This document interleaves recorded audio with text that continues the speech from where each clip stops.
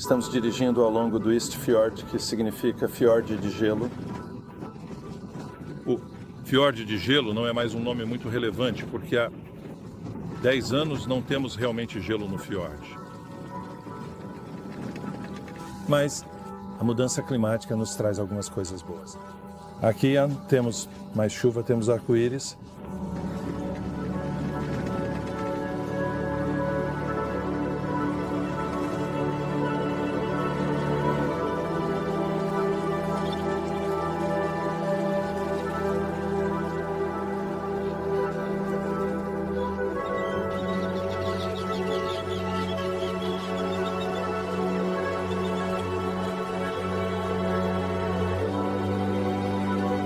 No pé do arco-íris, há esta terra que aquece mais rápido do que em qualquer outro lugar.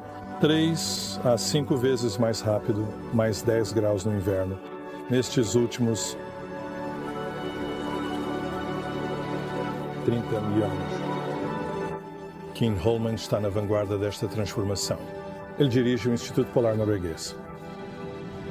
A primeira vez que estive aqui, eu disse, podemos ir pescar? E todos começaram a rir, não, você não pode ir pescar. E claro, no inverno em particular, é muito óbvio, costumávamos pegar motos de neve e você podia atravessar. E não podemos mais fazer isso de jeito nenhum. O oceano está mais quente, sem gelo, novo plâncton. Os peixes que comem este plâncton de águas mais quentes são peixes diferentes. E claro, os pássaros que comem o plâncton e os peixes, os altamente especializados do Ártico, não encontram o alimento de que precisam. E temos outros pássaros chegando. Svalbard é o lugar onde temos as mudanças mais rápidas e maiores hoje.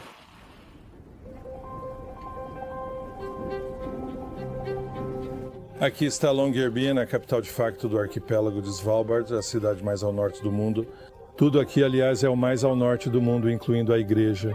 Um pouco mais ao norte, e é o polo norte. Em Longyearbyen, por 9 anos, nenhum mês ficou fora do vermelho, bem acima do normal. Cientistas de todo o mundo vêm aqui para estudar este caso extremo. Voilà, visão. Aqui estamos nas salas de logística. Aqui temos todo o equipamento que precisamos para fazer ciência no campo aqui no Ártico, incluindo botas e roupas. É muito trabalho sair e estar seguro. Então, o dióxido de carbono está subindo, a temperatura polar está subindo. E aqui você vê como a Terra estava mais fria e nos anos 1930, o Ártico ficou quente. Então, se olharmos aqui, um aquecimento no Ártico, mas depois desapareceu novamente. Mas, se você olhar o que está acontecendo nos últimos 40 anos, acho que você terá uma impressão de algo muito diferente. E a área que está mais vermelha aqui é o Ártico. Se por mágica desligássemos as emissões hoje, 0 emissões, já mudamos tanto a atmosfera que levará 20, 30 anos para que o oceano se recupere. Então, goste você ou não, a temperatura, mesmo neste tipo de situação hipotética e mágica, continuará a subir por 20 anos.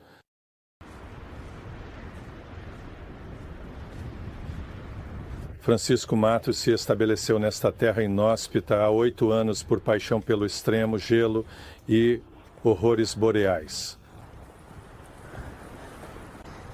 Deste ponto de vista, é realmente selvagem. E precisamos levar uma arma e um lança-chamas em caso de pelos. Nós temos realmente mais pelos do que as pessoas aqui na ilha, e bastante, de fato. Proibido viver sem arma. Francisco vem aqui regularmente para filmar essa natureza em transição. Ele é documentarista. Há cada vez mais perigo. Aqui. porque tudo se mistura, porque há gelo sob as rochas. Portanto, é um terreno muito instável. Chegamos, aqui está o glaciar Longerpren. O glaciar está começando a desaparecer. É realmente impressionante porque havia muito mais gelo. Ele vinha ao longo de todo o lugar, ao longo de tudo, quase lá de onde nós viemos. E agora é apenas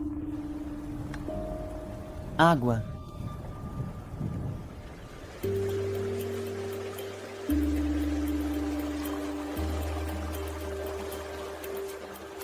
Os glaciares cobrem 60% de Svalbard. Eles estão em retrocesso e perdem em espessura 70 centímetros por ano. Supostamente é para ser o deserto ártico. E nos últimos 8 anos que estive observando aqui neste lugar, houve cada vez mais e mais chuva, como uma chuva realmente intensa. E a água começa lentamente a abrir esses pequenos túneis no gelo, e eles estão ficando cada vez maiores.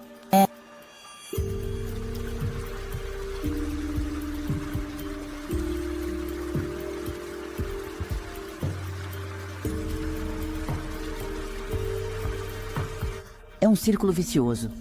Quanto mais derrete, menos branco fica, menos reflete os raios do sol e assim mais absorve calor.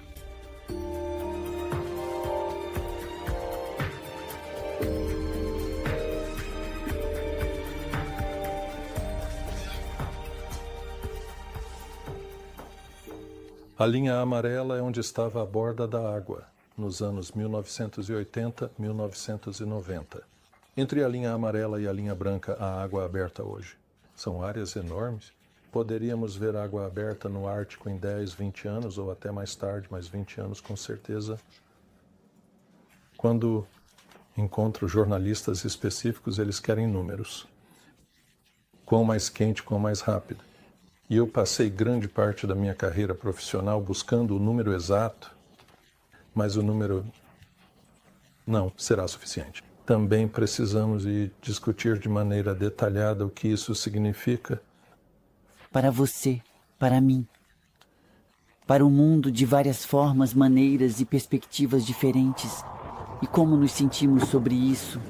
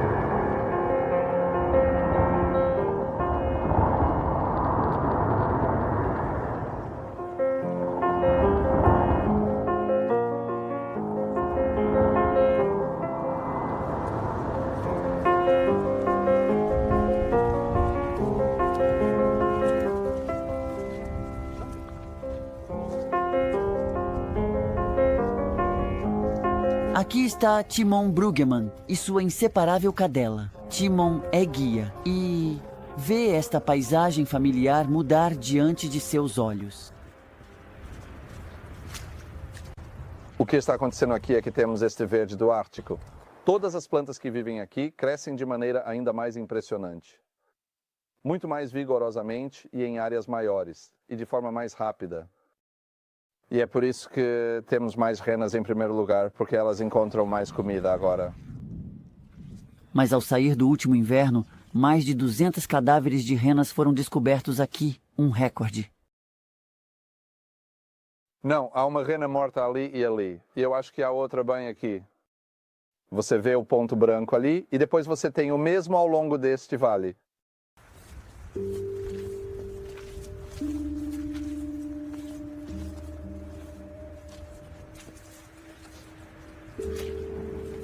Então aqui vemos esta jovem rena que morreu no verão passado. Você pode ver isso porque o frio tem a cor branca no frio. É um sintoma interessante da mudança climática. Aqui, porque estamos recebendo mais precipitações no inverno e então, de repente, a chuva cai e tudo congela. Isso leva algumas horas e vai de mais 5 graus para menos 10. E então você tem essa camada espessa de gelo e essas renas não conseguem sair para chegar às plantas que comem. O que essas renas fazem é que elas morrem de fome ou tentam subir montanhas muito íngremes. E então elas caem e morrem.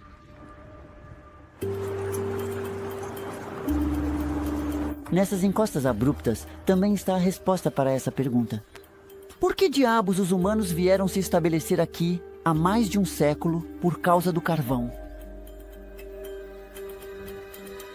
Nós aqui em Svalbard, na verdade, temos a maior pegada de CO2 de todas as pessoas na Terra, se contarmos as toneladas de CO2 per capita.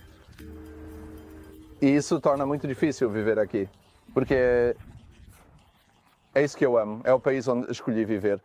E ao mesmo tempo, eu sei que, estando aqui, faço parte da destruição. E isso torna muito difícil. Isso realmente me faz pensar frequentemente, devo viver aqui, não deveria estar em outro lugar. A estátua do mineiro está no coração da cidade, mas hoje, em Longyearbyen, a indústria do turismo substituiu a do carvão. Eles chegam em navios de cruzeiro inteiros. Chamamos isso de turismo de extinção. Última chance de ver ursos polares antes de desaparecerem. E então eles partem sem perceber que aqueles que ficam veem as calamidades se sucederem. Como Espen Klungset, que dirige uma escola aqui. A Casa Vermelha é a casa onde eu morava quando a avalanche ocorreu em 19 de dezembro. 2015. Você pode ver a rua. Aqui, havia 11 casas aqui. E todas elas se foram agora, porque todas essas casas foram atingidas pela avalanche. Era difícil acreditar no que se... Todas as casas foram deslocadas. Uma das casas tocou a Casa Verde no final da rua. Naquela noite, 11 de seus vizinhos foram soterrados, 2 morreram. E 2 anos depois, uma nova avalanche levou outras casas novamente. Claro, foi uma experiência muito dramática para mim e minha família, mas também foi um ponto de virada para Longyearbyen e para esta sociedade.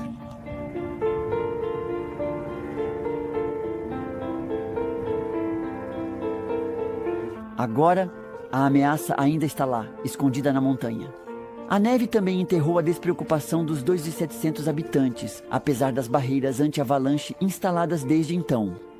Pois elas não podem proteger toda a cidade. 10% da população foi evacuada definitivamente. Aqui está o prefeito de Longyearbyen, Rield Dolsen. Um ex-mineiro. E é isso. Whole Town. Hold Society Data. Climber Adapting. One of my name is.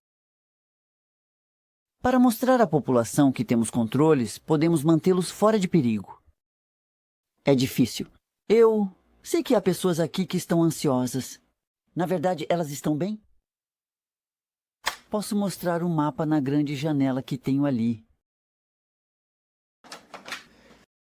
Seria bom se a cidade fosse assim, mas quando eu clico no risco natural, tudo fica em vermelho. A zona vermelha mostra os diferentes tipos de zonas de risco.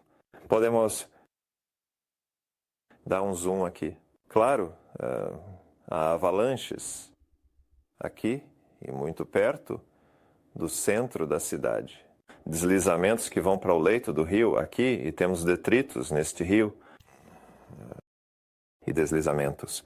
E todo o resto. E este é um mapa da internet. Não, acho que é uma ferramenta necessária. Ah, sim, sou eu. Certo, Sr. Olsen. Muito bem localizado, mas ainda melhor do que os moradores deste prédio condenado. E isso é por causa do derretimento do permafrost. Essas fissuras aparecem porque o subsolo, normalmente congelado permanentemente, está descongelando. No cemitério será necessário mover os mortos. Com o permafrost derretendo, Cadáveres e doenças enterradas ameaçam reaparecer e hoje é proibido ser enterrado na ilha. As infraestruturas também estão afundando. A cidade está em constante construção. 150 casas precisam ser reconstruídas. As mais perigosas serão demolidas.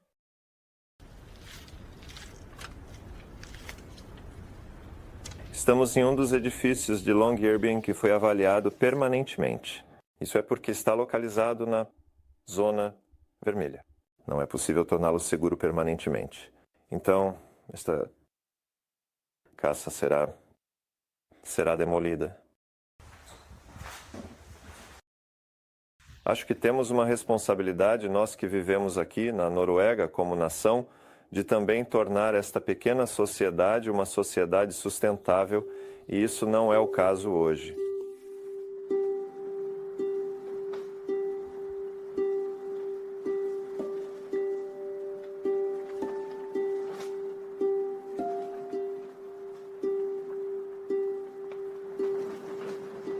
Esta improvável horta no meio do Ártico nasceu das mãos mágicas de Benjamin Widmar.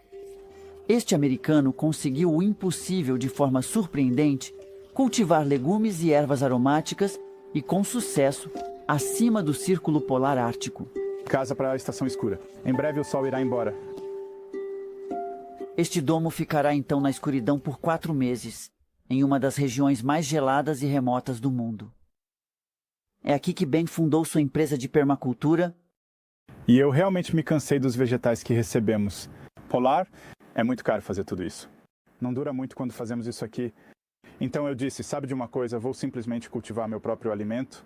Eu posso fazer melhor do que isso. Estes são os vermes para os quais precisamos de uma licença. É uma espécie invasora. Levou 1,5 anos para obter uma licença. Nós os compostamos, entregamos aos hotéis e restaurantes, depois coletamos o que eles não usam, compostamos com os vermes e os alimentamos aqui no domo, pois é baseado na terra. Hoje, Ben, tem visita? Uma delegação de especialistas em economia sustentável vinda da Noruega para avaliar seu projeto visando uma subvenção. Então, tudo começou no local São Ponomar. Eu vou mostrar o local primeiro, comecei lá em 2013. E depois, Coració, o domínio só em 2016. Então, por favor, sigam-nos.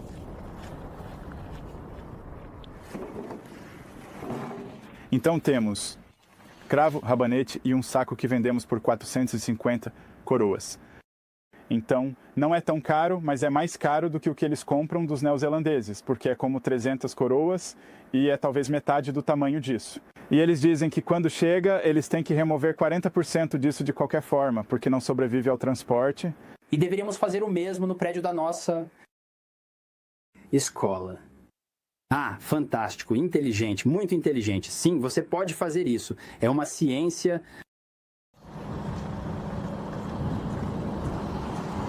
O que Ben produz, ele faz isso descobrir ao mesmo tempo que Leo nesse ônibus. Seus pratos dizem a mesma coisa que ele. É preciso se reconectar com a natureza. Você tem alguns pimentões assados. Estes são os ervilhas que cultivamos, os brotos. E você tem algumas sementes de girassol assadas. E então você só tem um ovo. Estes são um dos ovos noruegueses que temos aqui. E um pouco de queijo feta. E apenas um pedaço de knäckebröd. O que é este? Knäckebröd? Sim. Então, este é o aperitivo. Temos um prato principal e temos uma sobremesa, só para você entender. Vou começar a dirigir em direção à mina 3 e, se tiver alguma dúvida, é só me avisar.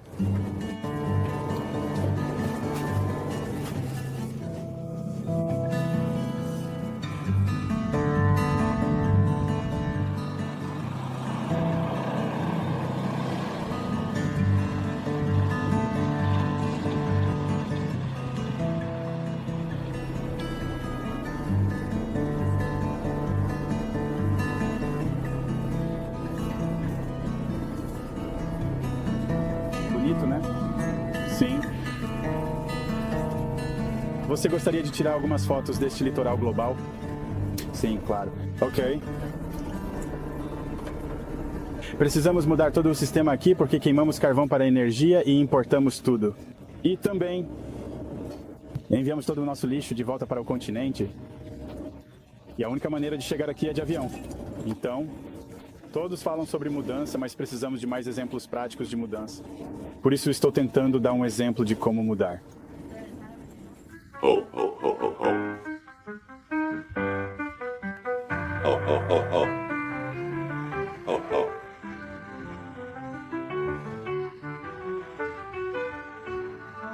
Esses ensaios noturnos para o coral dos Homens do Grande Norte.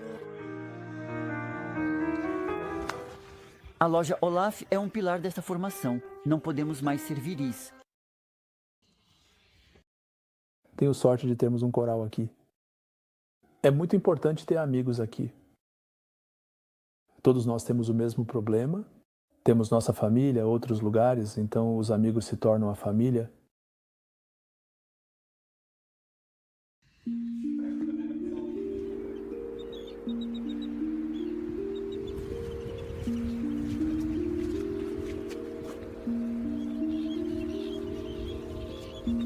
Olaf Store vive em Svalbard há mais de 20 anos e aqui, neste lugar incrível, ele é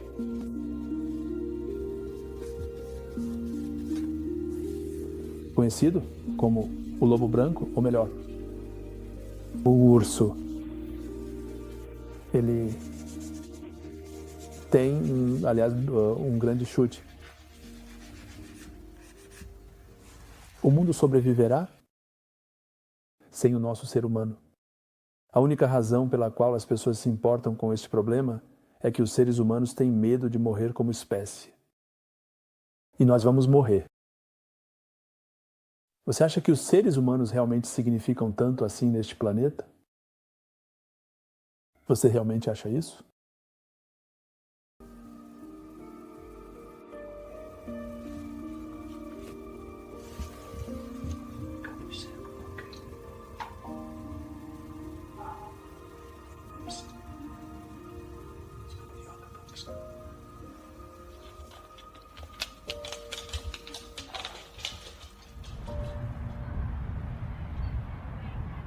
A Nord Store chega ao porto.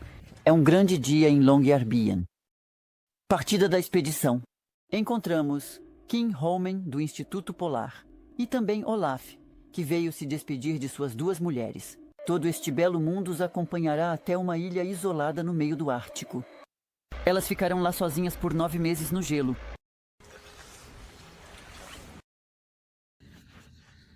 Eu era um B. Walking. Então eu sou um bloco super. Ara cheio de desejo.